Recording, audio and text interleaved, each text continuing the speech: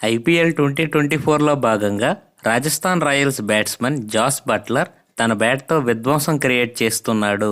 ఈ 2024 ఐపీఎల్ సీజన్లో ఇప్పటి వరకు 2 సెంచరీలు నమోదు చేశాడు. దీంతో జాస్ బట్లర్ ఒక అరుదైన రికార్డు సాధించాడు.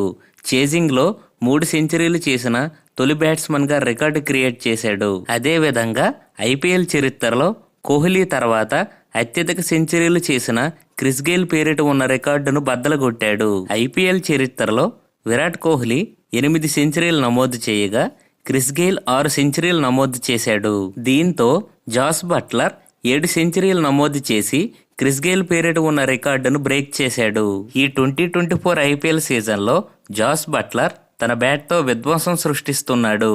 చూడాలి మరి ఈ సీజన్లో ఎన్ని సెంచరీలు నమోదు చేస్తాడని. జాస్ బట్లర్ బ్యాటింగ్ గురించి మీ అభిప్రాయాన్ని కామెంట్ సెక్షన్లో మెన్షన్ చేయండి.